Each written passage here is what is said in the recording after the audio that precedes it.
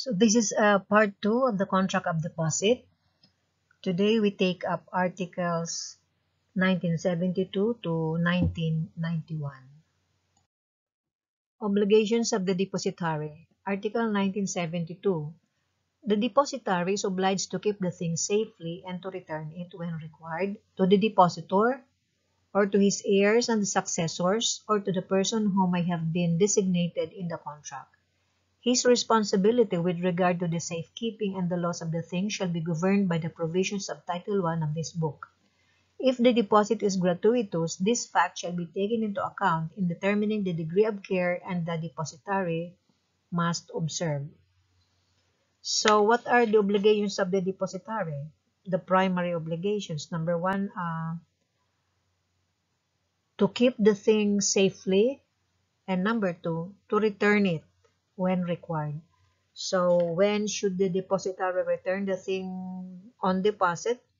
The thing deposited must be returned to the depositor whenever he claims it, even though a specific term or time for such may have been stipulated in the contract. So, kahit na hindi pa dumadating ang panahon na dapat niyang i-claim, pero whenever he comes around to claim it, then it is the obligation of the depository to return it to the depositor.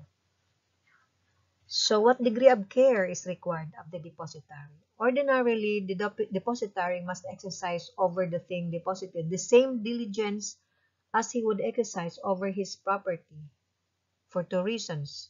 First, because it is an essential requisite of the judicial relation, which involves the depositor's confidence in his good faith and trustworthiness. And number 2, because of the presumption that the depositor, in choosing the depositary, took into account the diligence which the depositary is accustomed with respect to his own property. So, to whom must it be returned? Number 1, nakalagay dito sa 1972, to the depositor himself. Pero halimbawa namatay na ang depositor or incapacitated, to his heirs and successors.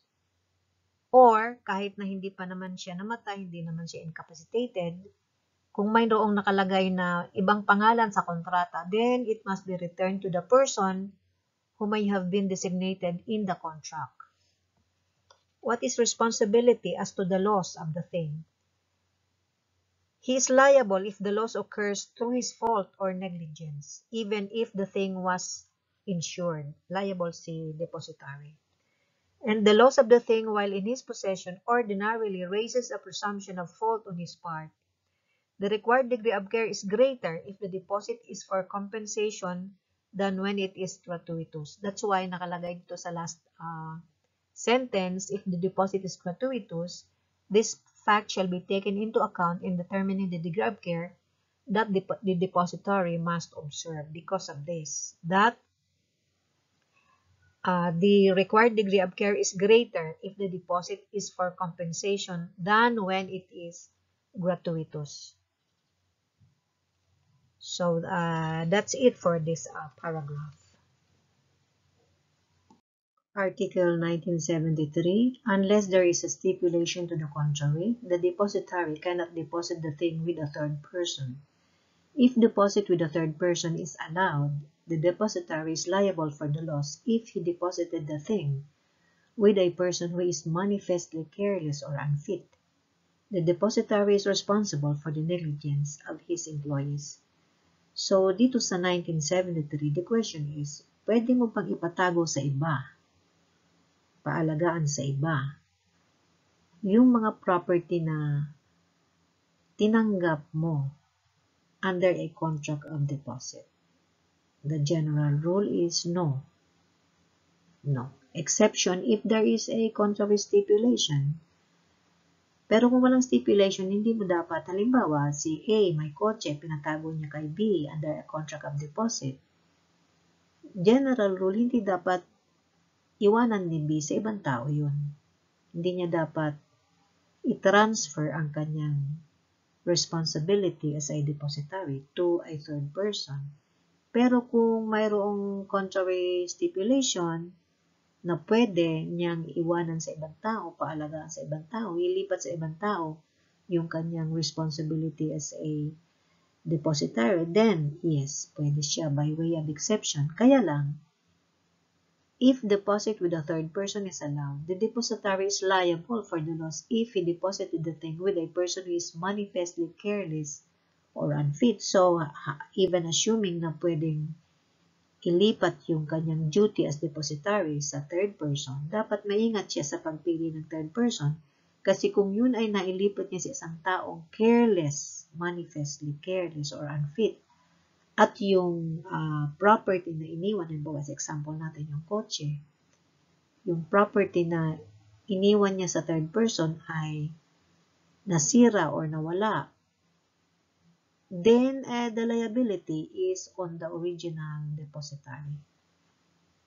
The depositary is responsible for the negligence of his employee. So, halimbawa, kahit hindi niya inilipat, he is engaged in the business of taking care of the property of other people. So, may mga empleyado siya na sila yung nangangalaga sa mga ari-arian.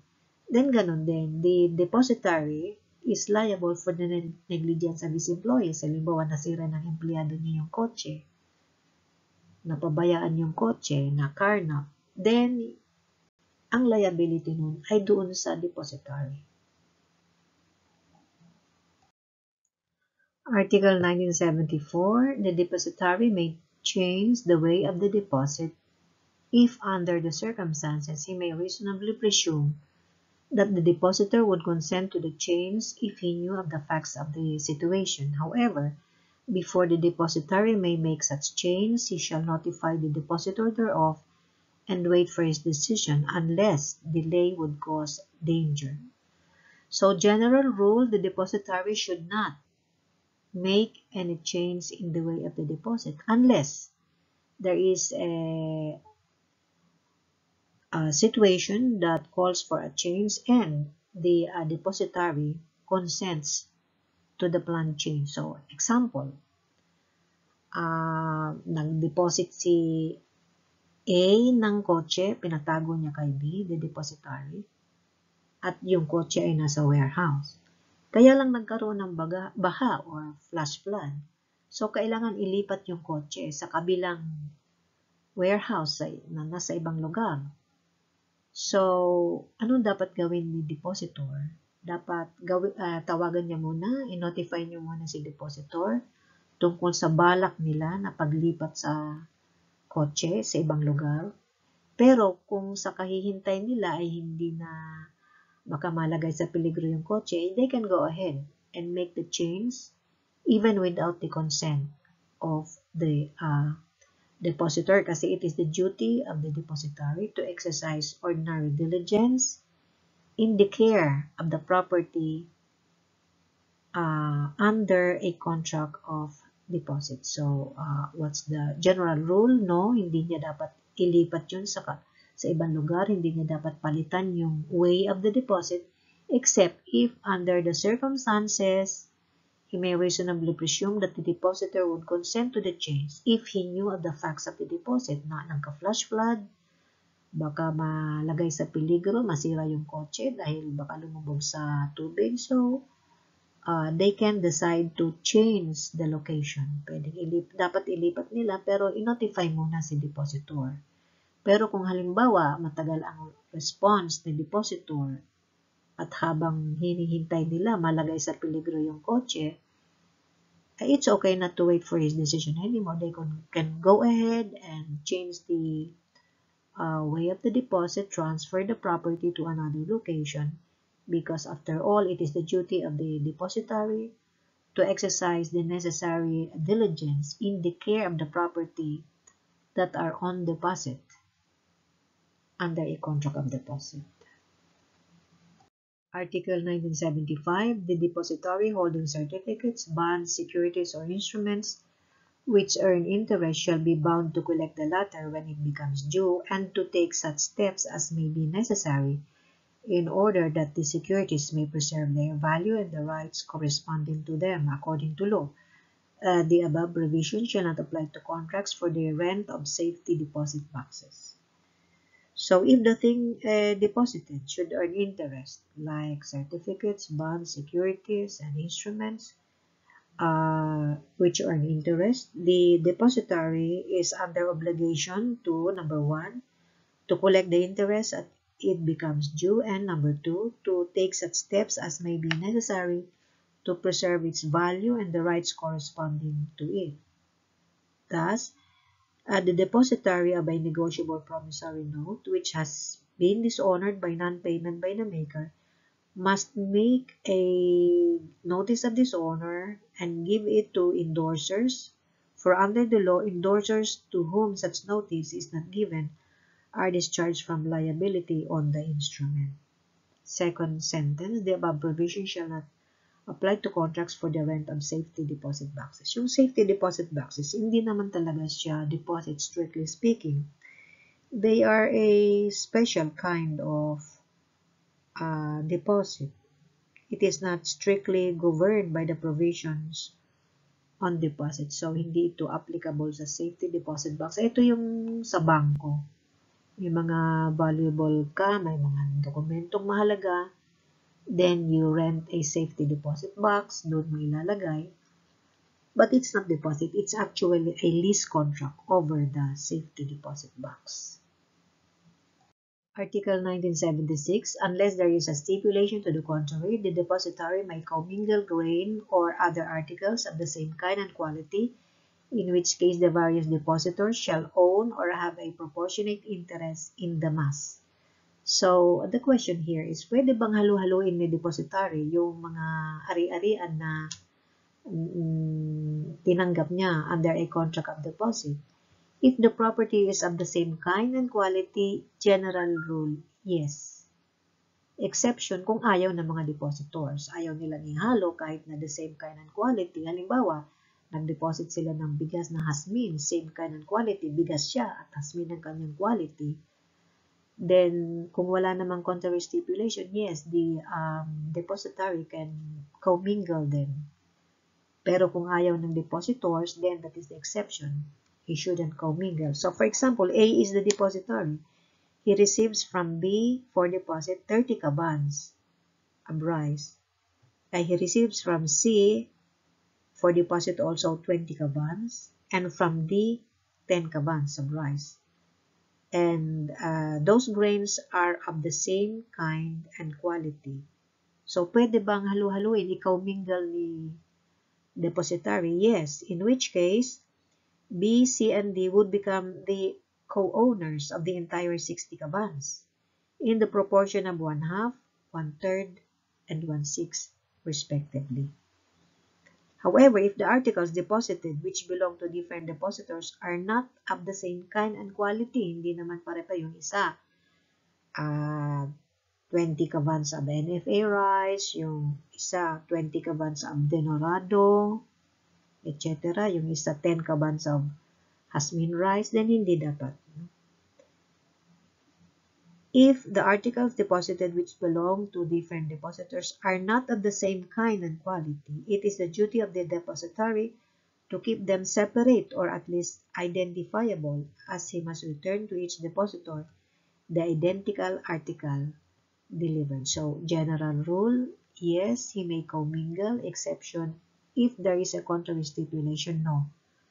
Provided yung commingling allowed siya kung the items for deposit are of the same kind and quality. Kasi kung hindi naman of the same kind and quality, hindi niya dapat i-commingle o ihalo-halo.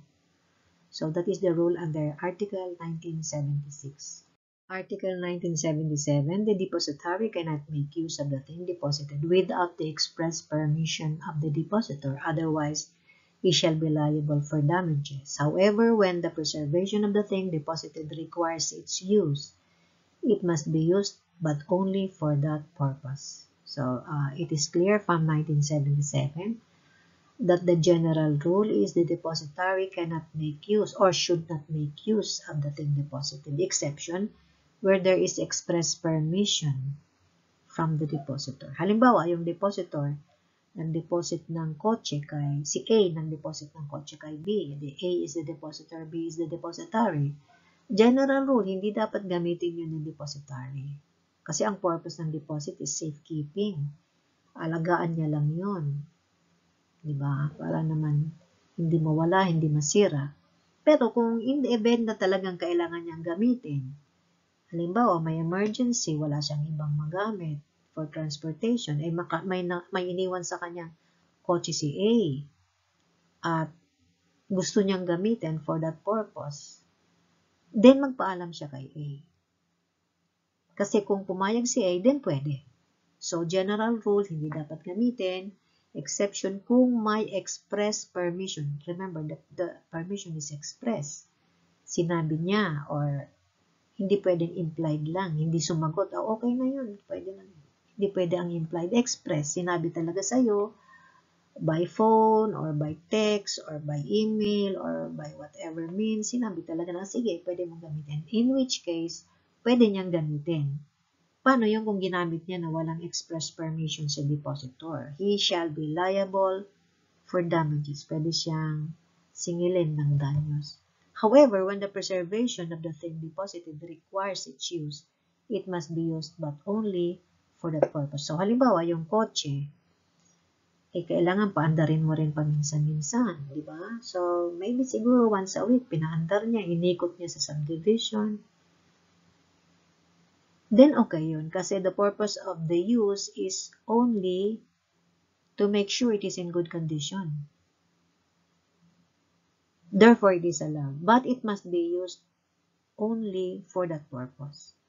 Siguro, once a week, ilabas niya, iikot niya, tingnan niya kung walang problema, tingnan niya yung gulong kung hindi flat, o kung flat man, pinahanginan niya, to make sure that it is in good order and condition, then okay lang, kahit walang permission si depositor. Kasi duty niya yun, safekeeping.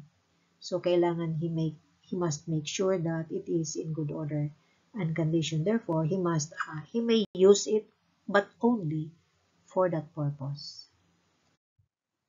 Article 1978, when the depositary has permission to use the thing deposited, the contract loses the concept of a deposit and becomes a loan or commodatum, except where the safekeeping is still the principal purpose of the contract. The permission shall not be presumed and its existence must be proved. So, sa 1977, we learned that as a general rule, the depositary should not make use of the thing under deposit without the express consent or permission from the depositor. Otherwise, he will be liable for damages. And the consent from the depositor must be expressed. Hindi pwedeng implied. Dito sa 1978, the depositary has the permission to use. And this permission is expressed from the depositor that the depositary may make use of the thing under deposit. In which case, sabi ng 1978, it loses the character of a contract of deposit. It becomes a contract of loan. Pwede siyang mutum or commodatum, depende kung ano yung subject matter ng deposit. If the subject matter of deposit is non-consumable, like example natin kanina, car, diniposit niya yung car, pero may continuing permission si depositor na, sige, pwede mong gamitin habang nasa possession mo. In which case, it's no longer deposit, it's already commodatum. But if the subject matter of the contract of deposit, so-called, is money or other consumables, then the contract becomes one ab mutuum, irregular deposit. So, yun. The rule here is, if there is a permission from the depositor for the depositary to make use of the thing, and this is not only temporary use, this is a continuing permission. Unlike in 77, temporary lang yun. Pero dito, parang nakasaad sa contract of deposit na pwede niya ring gamitin. So, it's no longer deposit, it's already loan. If the subject matter is non-consumable, it is commodatum. If the subject matter is money or other consumables, it is mutuum or simple loan or tinatawag natin irregular deposit. Article 1979, the depositary is liable for the loss of the thing through a fortuitous event. Number 1, if it is so stipulated. Number 2, if he uses the thing without the depositor's permission. 3, if he delays its return. 4, if he allows others to use it, even though he himself may have been authorized to use the same. So this should be considered in relation to 1174 on fortuitous event, which we discussed during our discussion of the contract of loan, 1174. General rule, no person is responsible for things that are unforeseeable, but though foreseeable are inevitable. These are fortuitous events. My exceptions naman, actually, there are 5 exceptions. But dito, despite the fact that the loss may have been occasioned by a fortuitous event, the depositary here is liable for the loss. Ibig sabihin, he will be liable for the payment of the value of the property plus damages in the event of a loss of the thing deposited, even by reason of a fortuitous event. Number 1, if it is stipulated by the parties na despite the fact that the loss may be occasioned by a fortuitous event, liable sa depositary, then the agreement between the parties is the law between the parties. So the depositary cannot invoke the defense that the loss was by reason of a fortuitous event. Halimbawa, diniposit sa kanya yung kotse, and then bumagyo, yung kotse nalubog sa baha. Fortuitous event yun. General rule, hindi siya liable for the damage. Kaya lang, may stipulation na notwithstanding the happening of a fortuitous event, this depositary shall be liable, and then he will be liable. Number 1. Number 2, if he uses the thing without the depositor's permission. So if recall in 1977, general rule, the depositary should not make use of the thing under deposit without the express consent of the depositor. Sa 1977, temporary use lang. Kung may permission si depositor, pwedeng gamitin ni depositary temporarily. Sa 78, there is a continuing permission from the depositor for the depositary to make use. So there are instances where the depositor permits the use of the thing under deposit by the depositary. Pero dito sa number 2, if the depositary makes use of the thing under deposit without the depositor's permission, then he will be liable for damages in case of the loss of the property under deposit, even if the loss is by reason of a fortuitous event.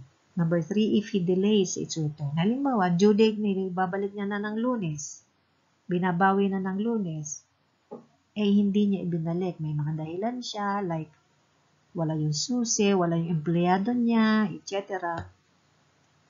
Then, delayed ang return. And then, after that, nasira yung kotse, nagka-super typhoon, bumaha, nasira yung kotse, then he will be liable for the damage on the car, even assuming that it was fortuitous event that caused the damage, because he is guilty of delay.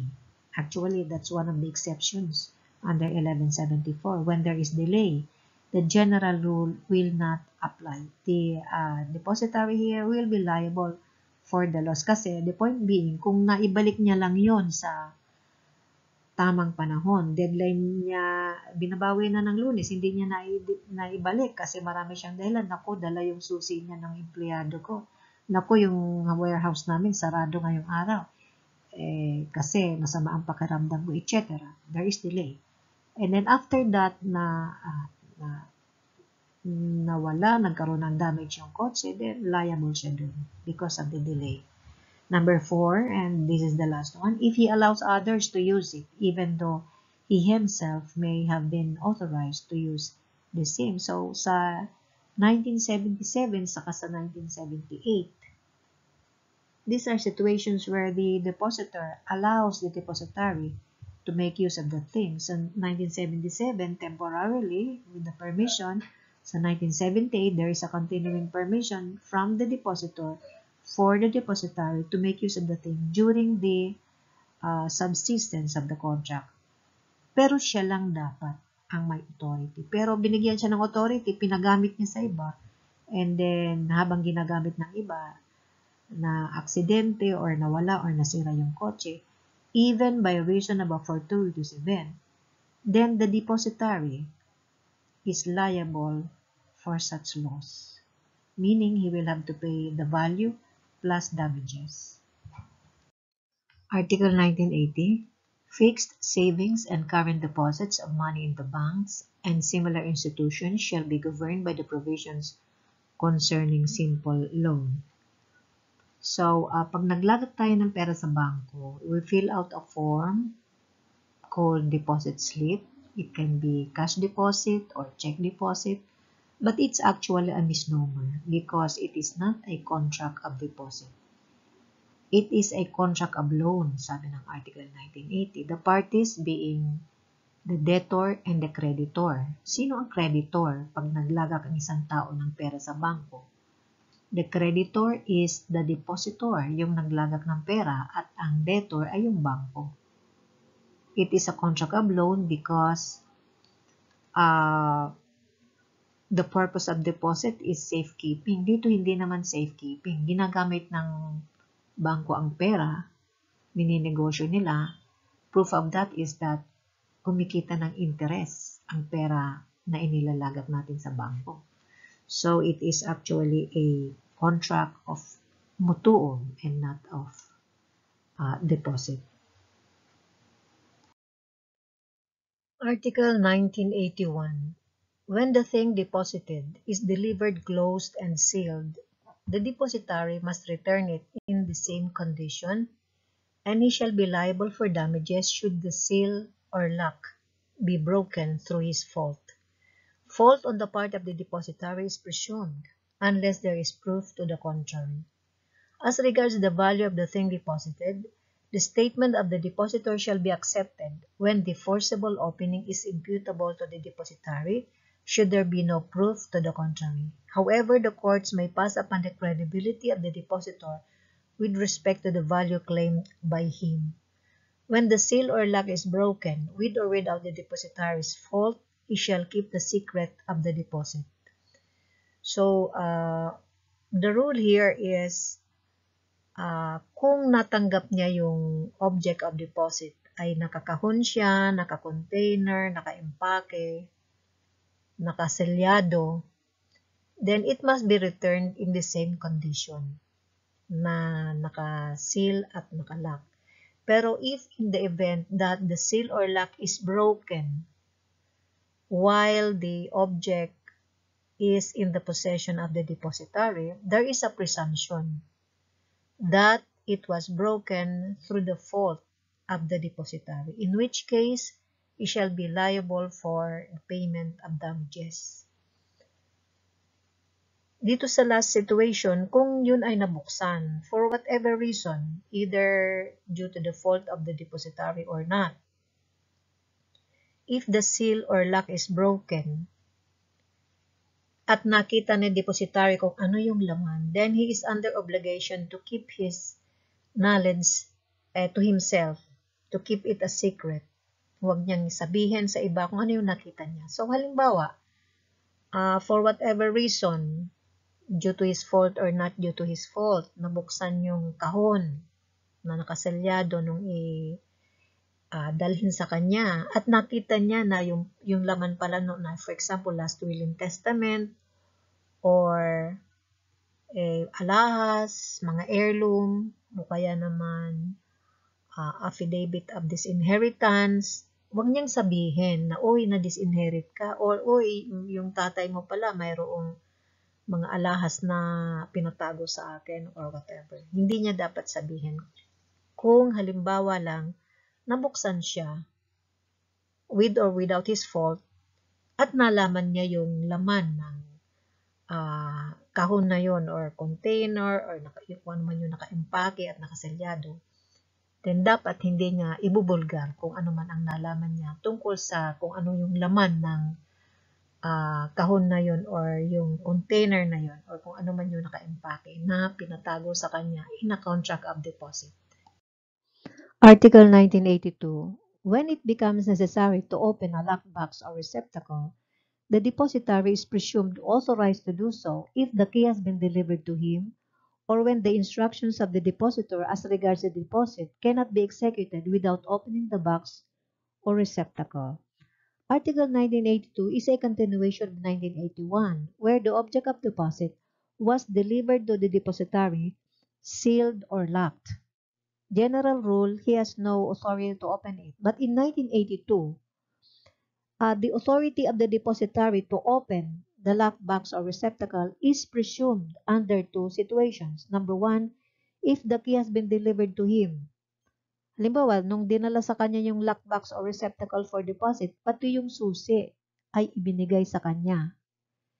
Then it raises the presumption that whenever necessary, under exceptional or emergency situations, he is allowed to open the lockbox or receptacle. The second situation where that presumption applies is where the instructions of the depositor cannot be executed without opening the box or receptacle. Halimbawa, ang instruction ng depositor is for the depositary to collect the dividends from the shares of stocks. Then, if the lockbox or receptacle contains the certificates of stock, and the depositary is instructed to collect the dividends from those stocks, then there is the presumption that the depositary is allowed to open the lockbox or receptacle containing the certificates for him to be able to present this to the corporation and for him to be able to collect the dividends. So these are the situations where the depositary is allowed to open a lockbox or receptacle. Number one, if the key has been delivered to him. Number two, if the instructions of the depositor cannot be executed without opening the box or receptacle. Article 1983. The thing deposited shall be returned with all its products, accessories, and accessions. Should the deposit consist of money, the provisions relative to agents in Article 1896 shall be applied to the depositary. So, inilagay ko rin dito yung Article 1896 for reference. So, halimbawa, ang i-deposit mo ay animal, for example, ay dog, kasi pupunta kang abroad, mag-iisang taon ka doon, isang taon yung kontrata mo. So, iniwan mo yung aso sa isang kakilala, sa isang kaibigan for safekeeping. Pero nung pagbalik mo after a year, yung aso pala ay nanganak. Hindi mo alam na nung i-deposit mo sa kanya, nung dinala mo sa kanya, buntis pala yung aso. Ngayon, may tatlong tuta. For example, yung aso pagbalik mo. The rule is, pati yung tuta ibabalik sa'yo. Because the thing deposited shall be returned with all its products, accessions, and accessories. So, kasama yung tutang ibabalik. Diba? Pero halimbawa naman, ang iniwan mo ay pera.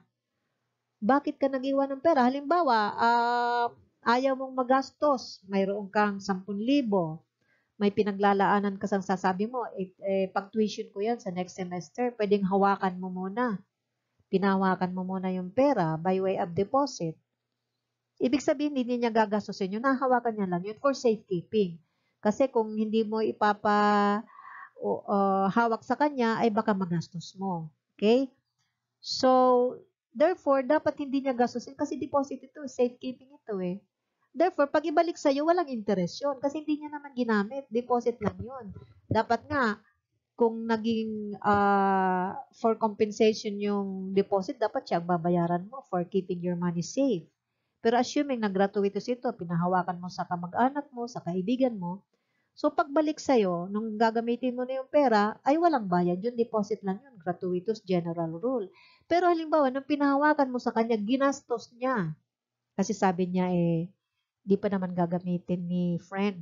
So, gastusin ko muna. In which case, hindi siya naging deposit, naging utuom siya. Dahil naging loan, inutang niya. Therefore, pagbalik niya ng pera sa'yo, dapat may interest.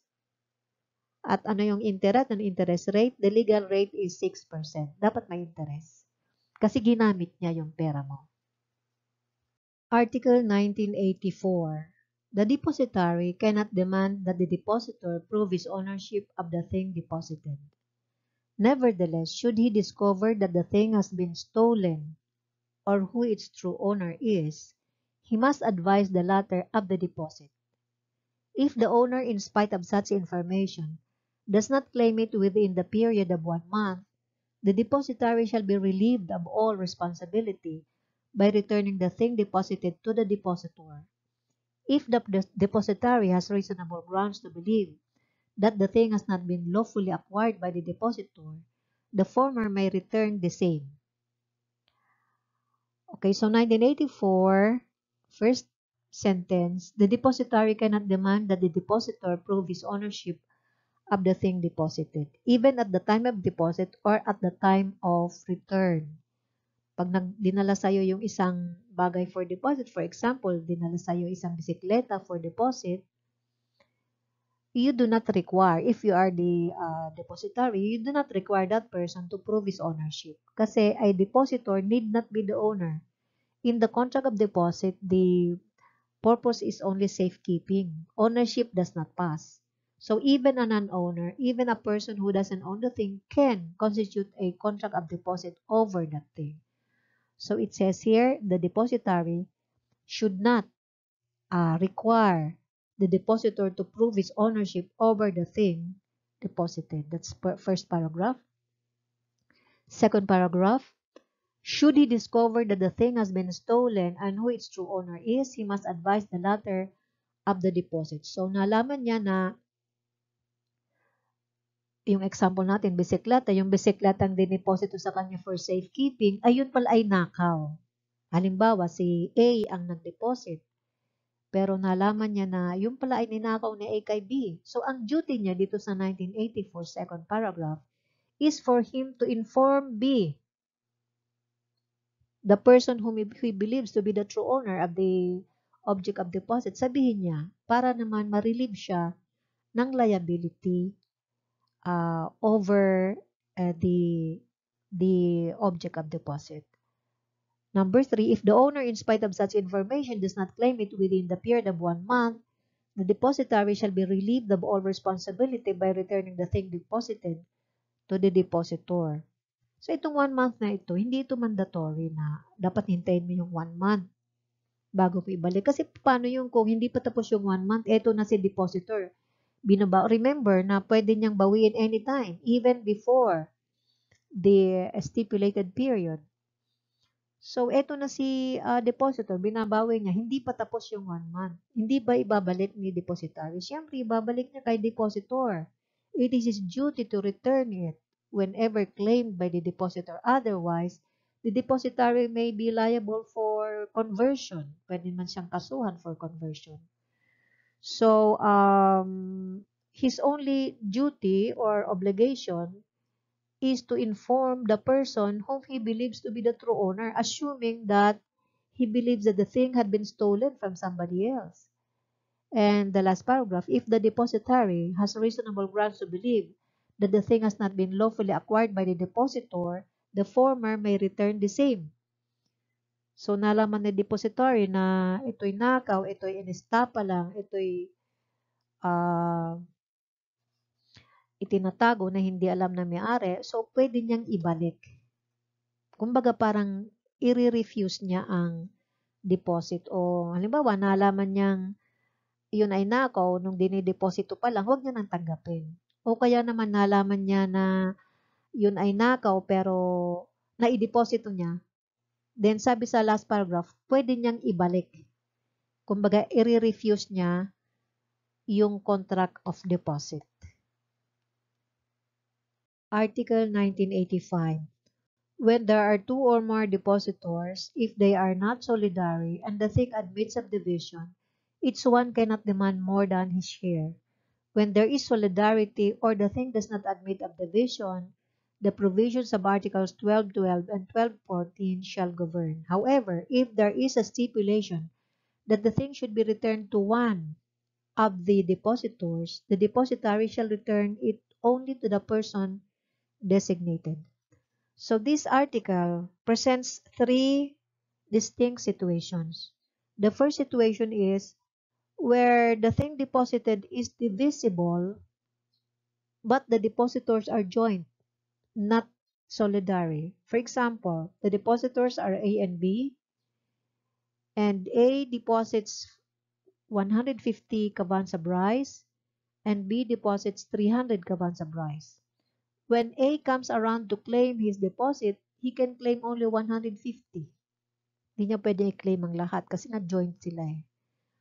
Or when B comes around to claim his deposit, he can claim only 300. Hindi niya pwede i-claim yung share ni A because they are joint and the object of deposit is divisible.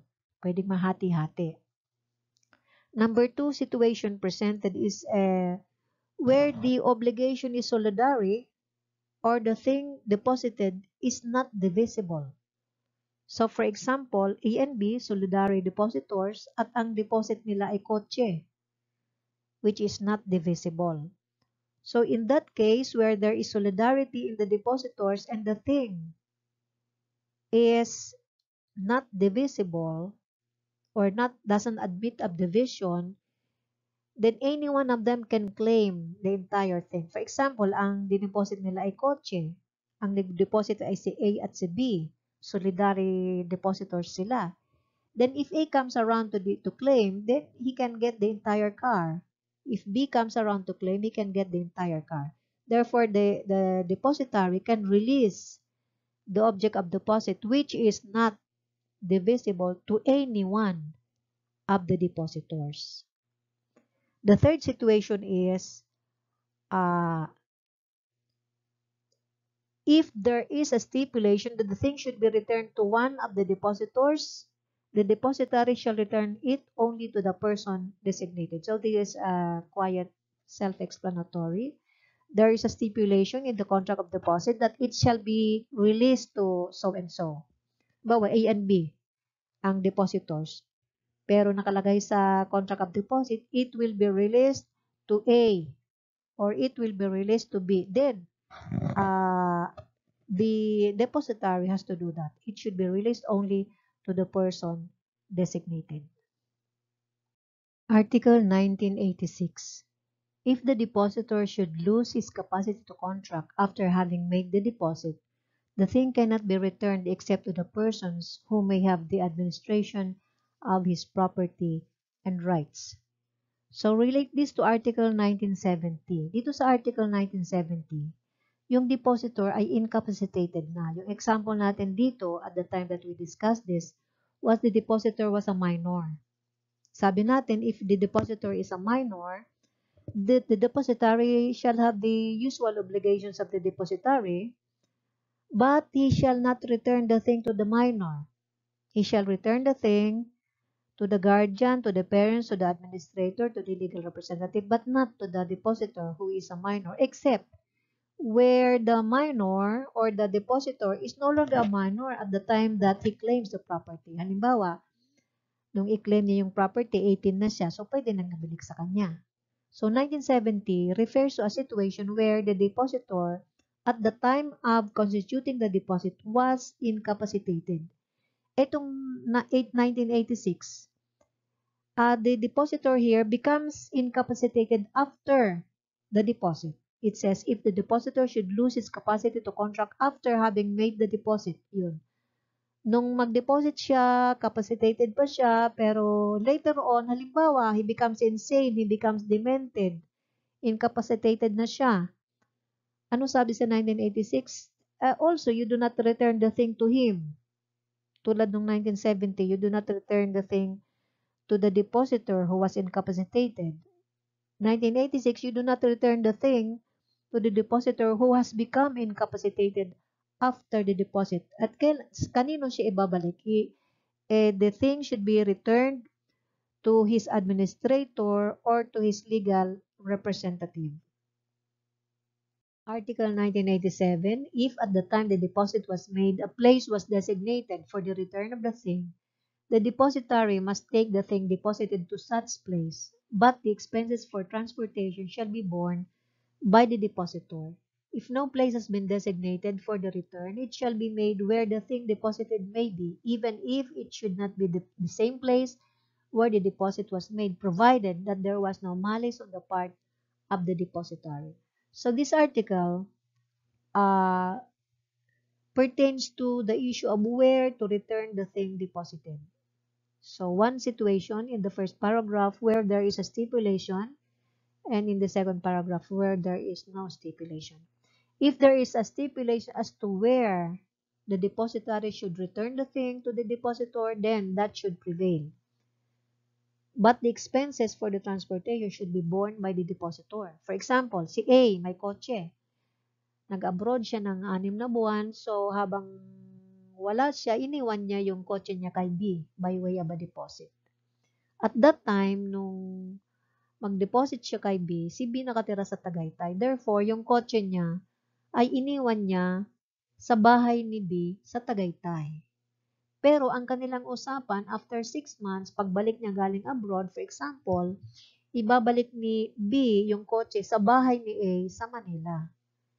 Therefore, regardless kung saan niya itinago yung kotse during the subsistence of the contract of deposit, pagdating ng panahon na ibabalik niya na, tapos na yung contract of deposit, ang masusunod ay yung usapan, yung stipulation nila. Kung saan niya dapat ibalik niya sa Manila. So, he should travel from Tagaytay to Manila, but the expenses for transportation should be borne by the depositor. So, this is where there is a stipulation of where to return the thing. Dito sa second paragraph, there is no stipulation. So, where should you return it? You should return it where the thing might be located at the time of the termination of the contract. So, halimbawa, let's go back to the car. Nung nag-deposit si A kay B, si B ay nakatira sa Tagaytay. Therefore, doon niya dineposit yung kotse niya sa Tagaytay. Kaya lang, nung magkaroon ng volcanic eruption ng Taal Volcano, nagkaroon ng ashfall, lumipat sila from Tagaytay to Manila. Therefore, even if the deposit was made in Tagaytay, at the time of the return of the car was already in Manila, then the return should be done in Manila. Regardless kung at the time of the constitution of the deposit, the car was delivered to the residence of B in Tagaytay. Provided there was no malice on the part of the deposit. Wala namang malice yun kasi nga lumipat sila para maiwasan yung ashfall, para hindi sila malagay sa peligro dahil doon sa volcanic eruption. Therefore, if there is no stipulation as to where the thing should be returned, it should be returned at the place where it might be at the moment. Regardless kung it was somewhere else at the time of the constitution of the deposit.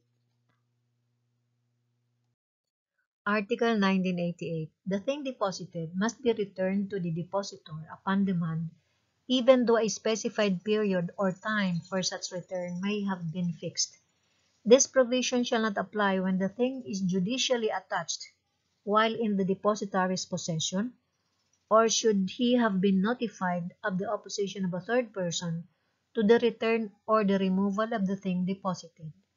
In these cases, the depositary must inform the depositor of the attachment or opposition. So the first paragraph or the first sentence tells us that the depositary has the obligation to return the thing upon demand by the depositor, regardless kung hindi pa dumadating ang date na naka-stipulate sa kontrata. Halimbawa, si A nag-deposit ng kotse kay B. At ang kanilang kontrata ay the deposit is from January 1, 2020 to June 1, 2020. 6 months. Okay? Pero, February pa lang, binabawi na ni depositor. Dapat bang ibigay? Yes, dapat niyang ibigay. Kaya lang, kung for compensation nito, dapat bayaran niya yung from January 1 to June 1. Dapat bayad siya. Yun ang kontrata eh. Regardless kung gusto niyang bawian na mas maaga.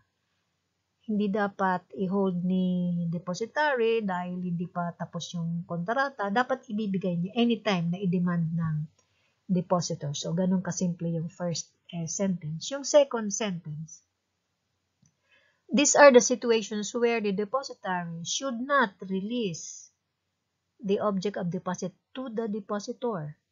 Ano yun? Number 1, if there is a judicial order for the attachment of the property. Halimbawa, ang kotse na nakadeposit sa kanya. Or halimbawa, yung may-ari ng kotse ay may kaso. He is the defendant in a damage suit, for example, or a collection case. And then natunugan ng plaintiff na mayroong kotseng nakadeposit yung defendant. So, nag-apply siya ng order from the court to attach the property. Para naman in case na manalo siya, ay mayroon siyang ma-pull out. No?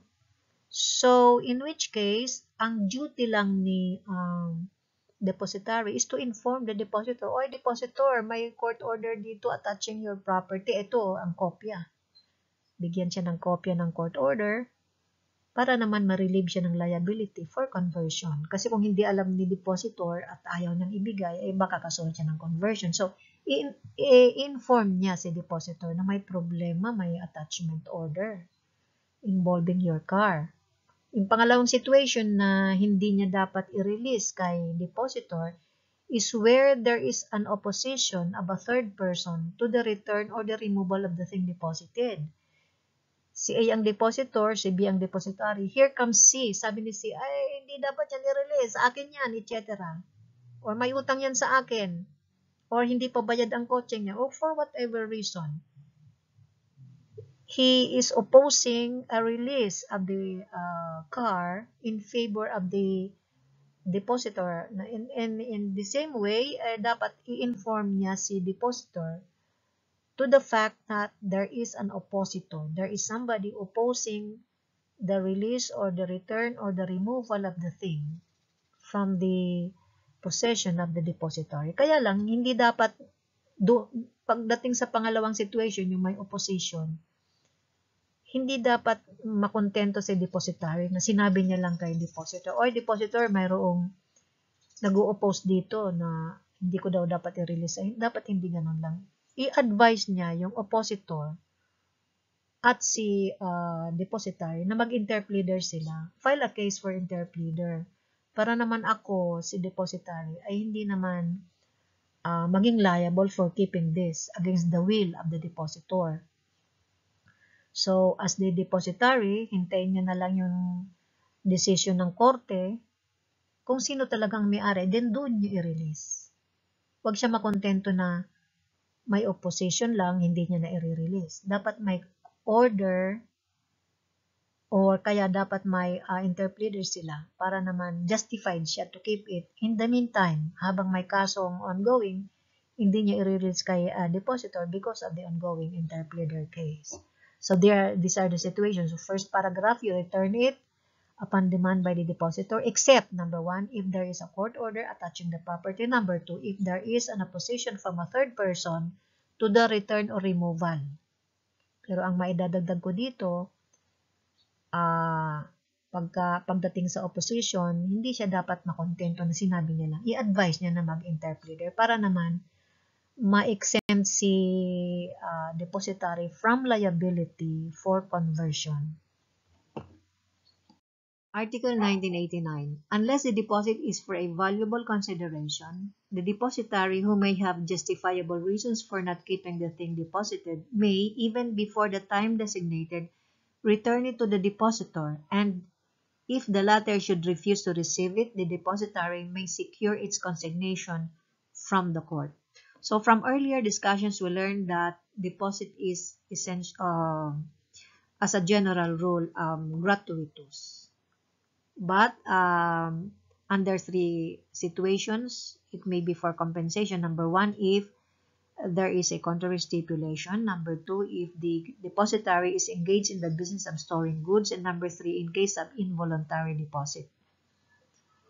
So, under 1989, sabi dito, if the deposit is gratuitous, kasi nakalagay, unless the deposit is for a valuable consideration, meaning if it is gratuitous, the depositary may return the thing to the depositor even before the arrival of the time designated or stipulated in the contract if he has justifiable reason for not keeping the thing deposited. Ano yung justifiable reason? It can be, for example, yung depositary nagkasakit. Hindi niya na kayang alagaan yung kotseng iniwan sa kanya. Baka mapabayaan niya rin. Pwede niya bang ibalik? Yes, pwede niya ibalik. As long as these two requirements are present. Number one, the deposit is gratuitous. And number two, he has a justifiable reason for not keeping the thing deposited. So, sickness is a justifiable reason. So, he may return. Paano kung ayaw tanggapin ni depositor? Then, he can consign it with the court. He can file a case for consignation and deposit the thing with the court. Yun ang remedyo niya. Paano naman kung yung deposit ay for compensation? May bayad. Halimbawa, ang kontrata nila ay for 6 months, January 1 to June 30, 2020. Nagbayad si depositor ng like 5,000 per month. And then nagkasakit si depositary. Pwede niya bang ibalik? No. Hindi niya pwedeng ibalik. Dahil for compensation yun. So, anong dapat niyang gawin? Siguro, kumuha siya ng ibang mag-aalaga, mag-employ siya ng tao. But, hindi niya pwedeng ibalik because it is for compensation. So, kung for compensation, talagang bago niya tanggapin ang deposit, ay talagang siguraduhin niya na kaya niya talagang gampanan yung duty niya during the period of the contract of deposit.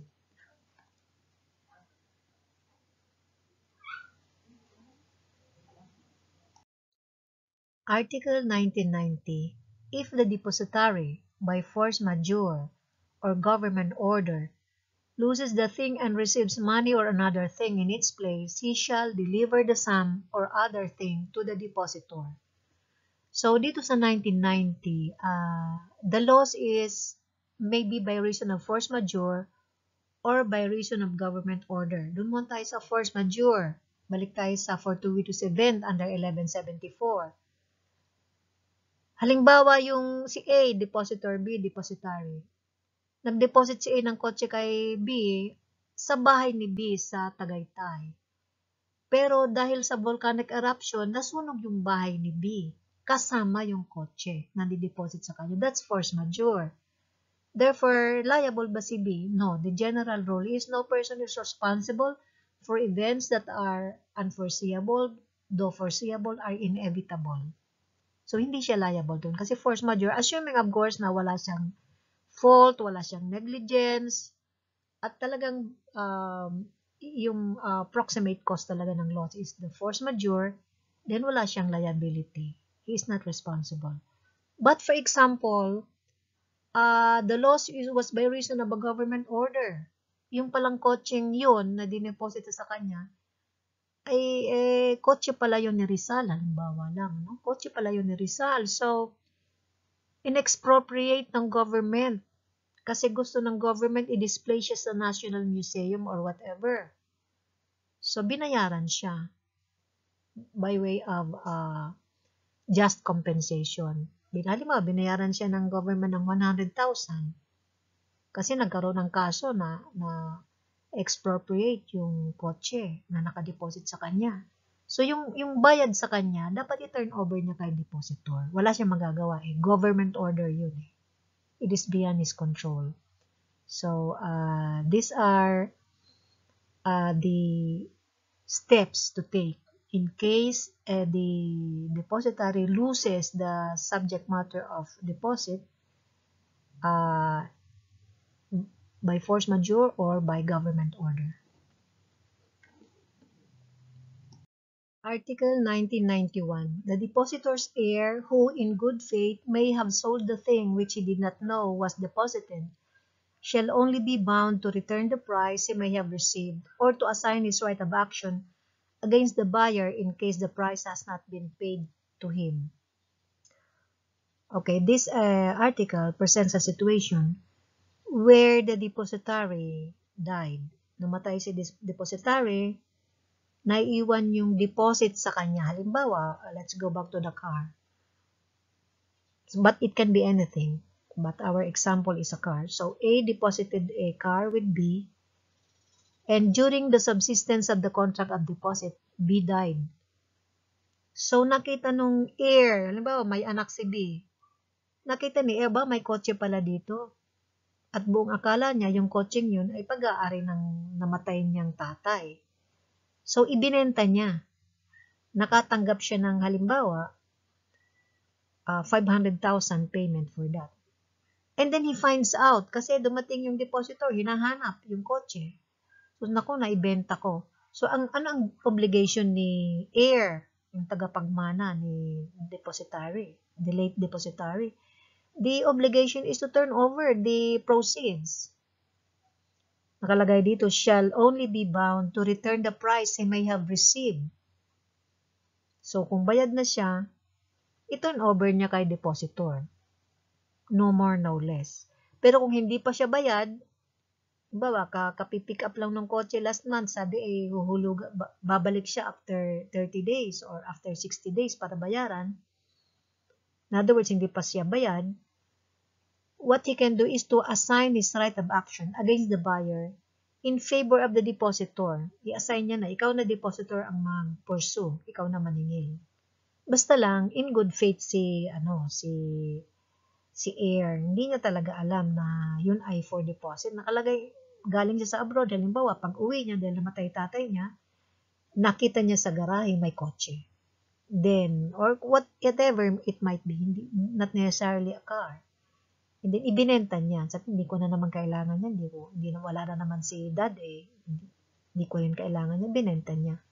Then yun ang nangyari. Nalaman niya for deposit lang pala yun. So he should turn over the proceeds if there has been payment. Or if there has been no payment, he can assign his right of action against the buyer in favor of the depositor. End of part 2. Thank you.